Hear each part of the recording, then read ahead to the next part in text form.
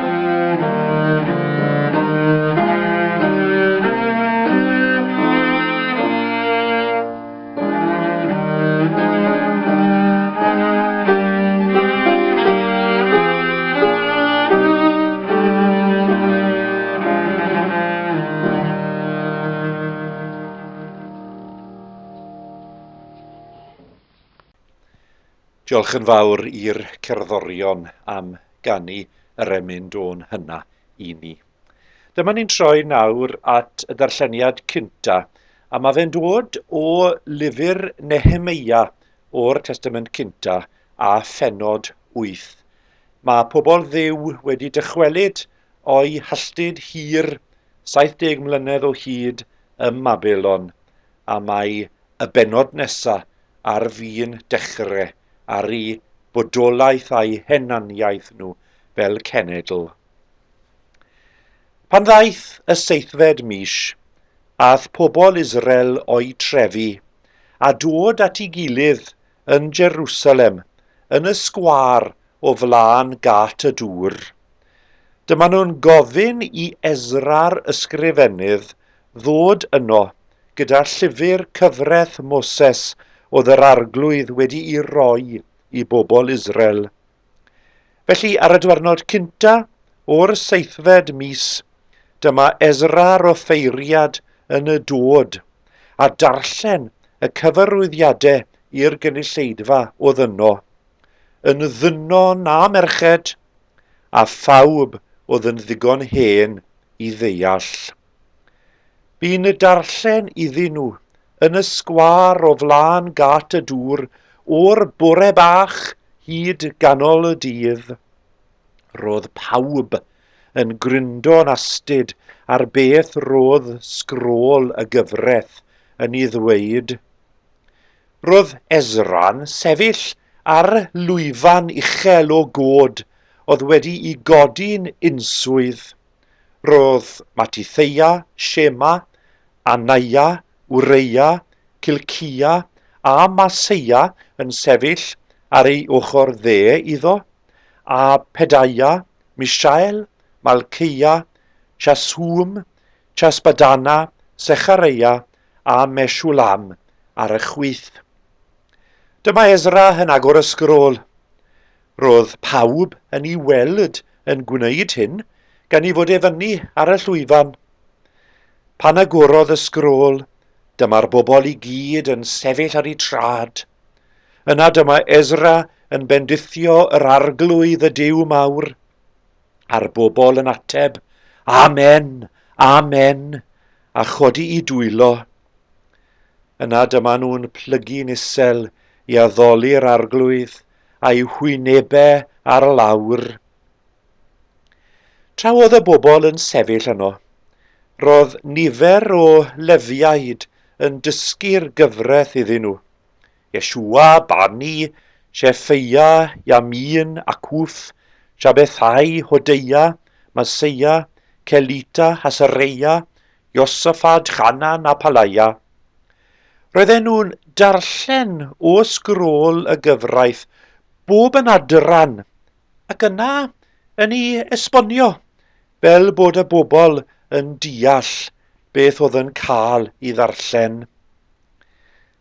Roedd y bobl wedi dechrau llefen wrth wrando ar y gyfraith yn cael ei ddarllen iddyn nhw.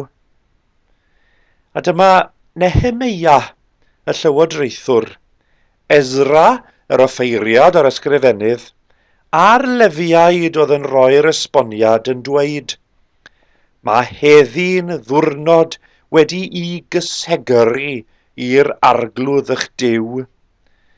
Pidwch galaru a llefen, ewch i ddathlu, a mwynhau pryd o fwyd a diod felys, a chofiwch rannu gyda'r rai sydd heb ddim. Mae heddi'n ddwrnod wedi ei gysegru i'r arglwydd. Pidwch bod yn drist. Bod yn y llawen yn yr arglwydd sy'n rhoi nerth i chi. Ac o'r Testament cynta i'r Testament newydd, ar wy am droi at Efengyl Marc a darllen ychydig adnodau o bennod 9. Pwy yw'r mwyaf? Daethant i Gapernaum, ac wedi cyrraedd y tŷ, gofynnodd iddynt, beth oeddech chi'n ei drafod ar y ffordd, ond tewi a wnaethant oherwydd ar y ffordd buont yn dadle a'i gilydd pwy oedd y mwyaf. Eisteddodd i lawr a galwodd y diddeg a dweud wrthynt, pwy bynnag sydd am fod yn flaenaf, rhaid iddo fod yn olaf o bawb ac yn was i bawb. A chymerodd blentyn a'i osod yn eu canol nhw. Cymerodd ef i'w freichiau a dywedodd wrthynt, pwy bynnag sy'n derbyn un plentyn fel hwn yn fy enw i, y mae'n fy nerbyn i, a phwy bynnag sy'n fy nerbyn i, nid ma fi y mae'n ei dderbyn, ond yr hwn am hanfonodd i. Boed i fendith Duw orffwys ar y darllen a'r gwrando a'r deall o'i air sanctaidd ar ein cyfer ni. Gwnewch i ni weddio gyda'n gilydd.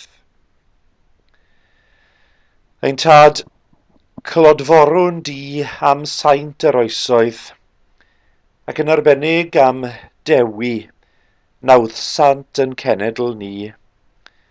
Boed i ni fel ynte fod yn llawen wrth gadw'r ffydd, a gwneithir y pethau bychen a welsom ac a glywsom gan dy weision ffyddlon, mwyn Iesu Grist yn harglwydd. Molio annwn di, Dduw yr holl genhedloedd, am Gymru yn gwlad. Diolchwn i ti am brydferthwch i deiar, cyfoeth i thraddodiadau, a'r etifeddiaeth dda a drosglwyddwyd i ni i phlant. Deron erth i ni adeiladu ar orau i gorffennol, i barchu yn iaith a'n diwylliant, a bod yn ffyddlon i'r efengil a bregethwyd gan Dewi Sant a phob un o'r saint nath rodio'r ffordd o'n blaenau ni. Cofiwn am anghenion yn byd ni heddi, o Dduw. Lle bynnag y bo tristwch, lle bynnag y bo poen, lle bynnag y bo angen, lle bynnag y bo newyn a hiraethu dros y gwir. Bydd dythau yno, bydd dythau yn cynnal ac yn cymell, yn roddi nawdd lle boi angen, ac yn codi merched a dynion yn ddilynwyr i ti, a byddwn cyflawni gwaith y deyrnas, lle bynnag y bo nhw. Clyw yn gweddiau preifat personol ni os gweled i'n dda. Gwrando arno ni bob yr un ohono ni wrth i ni gyflwyno ger bron dallor di yn anghenion nenau ac anghenion yn hanwyliaid. Bydd di yno yn ein tostrwydd ni, yn ein galar ni, yn ein hiraeth ni am weld gwell byd o'n cwmpas ni. Bydd yn y tywyllwch a rydd dythau o leini Iesu yn ei le. A chlyw ni nawr am i ni ofyn y pethau mae gyd yn enw Iesu, yr hwn a'n dysgodd ni pan yn gweddio i ddweud, ein tad, yr hwnnwyt yn y nefoedd sancteiddiau'r dy enw, deled y deyrnas, gwneler dy wyllus megis yn y nef, felly ar y ddeiar hefyd. Dero i ni heddiw ein bara beunyddiol, a maddau hi ni yn dyledion, fel y myddeiwn ninnau hi'n dyledwyr, ac nac arwain ni hi brofedigaeth, eith yr gwared ni rhag drw canis eiddo ti yw'r deyrnas, a'r nerth a'r gogoniant, yn oes oesoedd. Amen.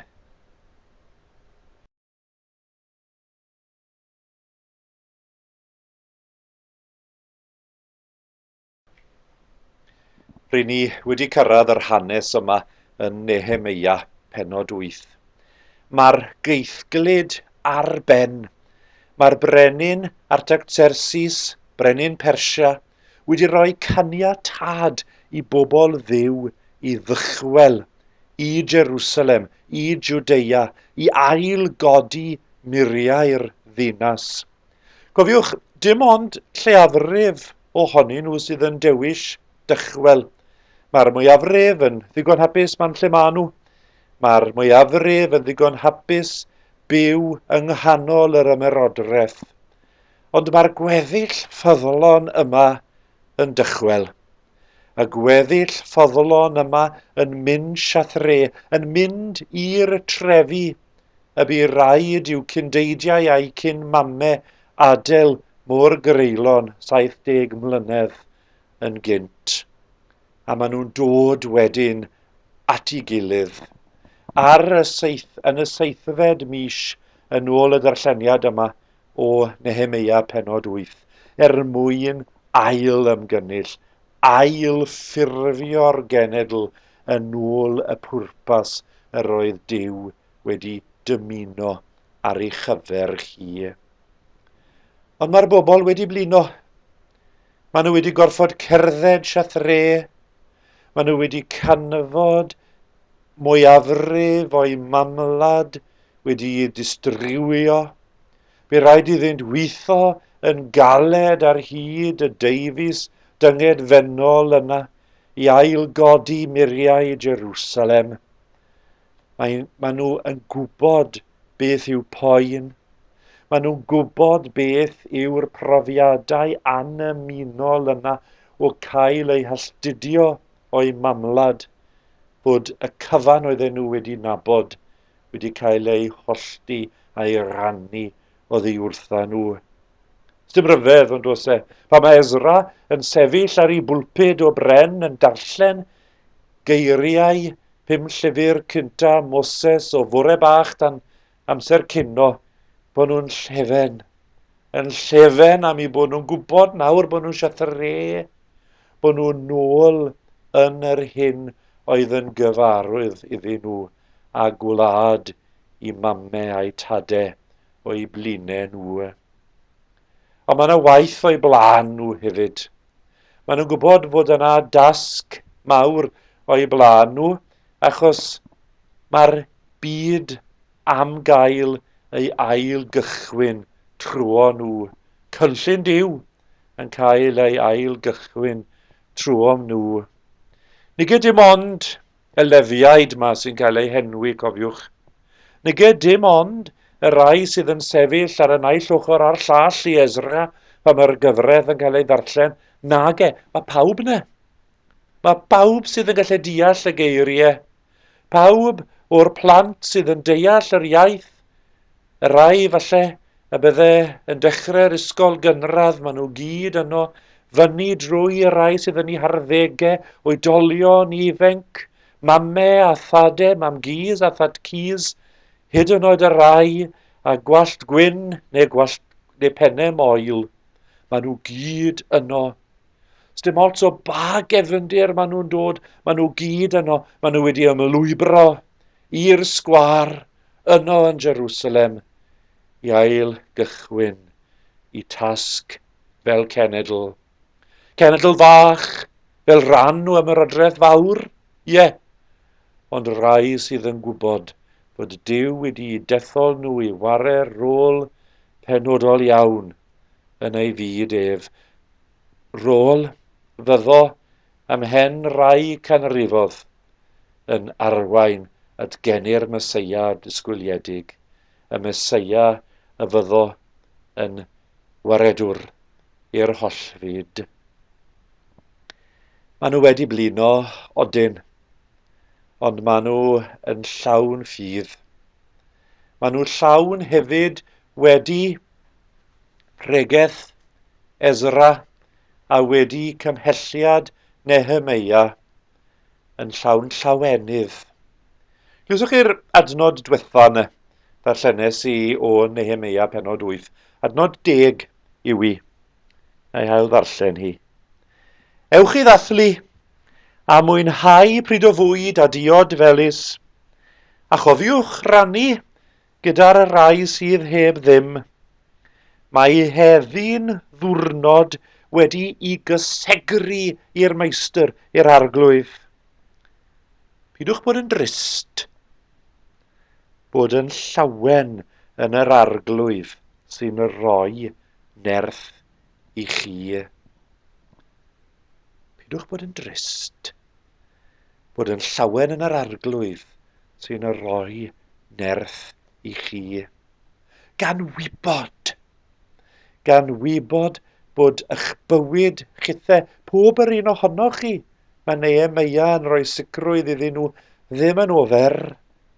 Falle nad ych chi yn deall bellach iaith eich cyn dadau a'ch cyn mamau.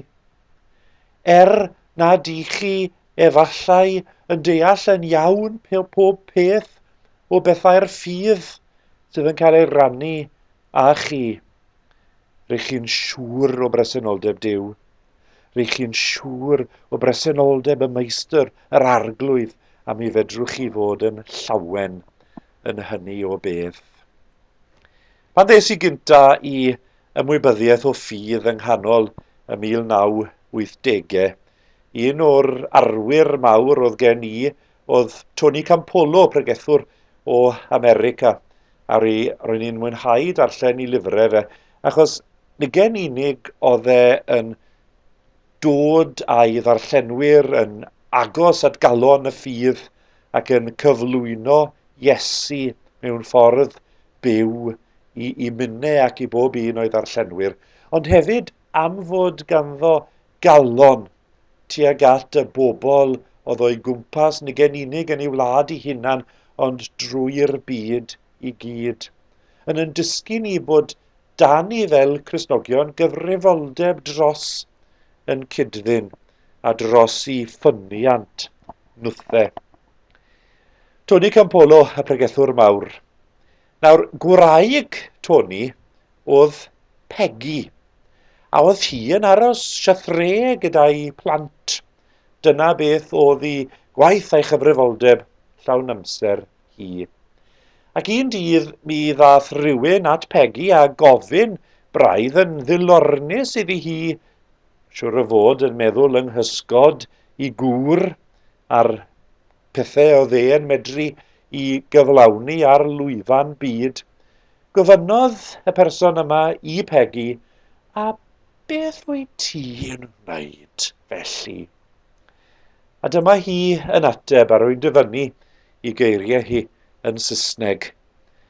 I am socializing two Homo sapiens into the dominant values of the Judeo-Christian tradition in order that they might be instruments for the transformation of the social order into the kind of eschatological utopia that God willed from the beginning of creation. Dipyn o ateb. Ond yna, dyma Peggy yn troi nôl at y person gofynnodd y cwestiwn cyntaf iddi hi gan ofyn, a beth wyt ti yn ei wneud? Beth bynnag yw'n swyddogaeth ni mewn bywyd. Beth bynnag yw'r teitl sydd yn cael ei osod arno ni. Pa gyfrifoldebau o ofal sydd arno ni. Pa mor anodd mae'r daith y mae Duw yn rhoi'r sicrwydd i ni, yn bod ni yn cyflawni o ddydd i ddydd y gorchestion mawrion yna y mae ef yn dymuno mwyn bod y byd yn cael ei drawsffurfio yn ôl ewyllys Duw o'r dechrau'r greadigaeth. Falle ddaeth Pegi campolo mas a gateb hirfaith. Ond heddi rydyn ni yn cofio am Dewi, gyda gateb llawer symlach efallai. Gwnewch y pethau bychain, a welsoch ac a glywsoch gen I fi. Gwnewch y pethau bychain yna sydd yn gwneud gwell byd. Y pethau bychan yna sydd ddim o anghenraid yn golygu ail godi muriau Jerusalem wedi I dymchweliad ac ail sefydlu cenedl newydd wedi alltyd, efallai, yn wyneb cyflwr ymlyniad i'r ffydd yn Iesu Grist yn gwlad yn hunain, efallai, bod tasg debyg I hynny o'n blaenau ni. Ond mae'r dasg honno yn cael ei chyflawni bricsen ar ôl bricsen a'r wal yn cael ei chodi, nid gynno ni fel unigolion yn unig, ond gynno ni fel cynulleidfaoedd o bobl Dduw, fel cenedl, fel holl bobl Dduw ar hyd wyneb y ddeiar yn gwneud y pethau bychain yna.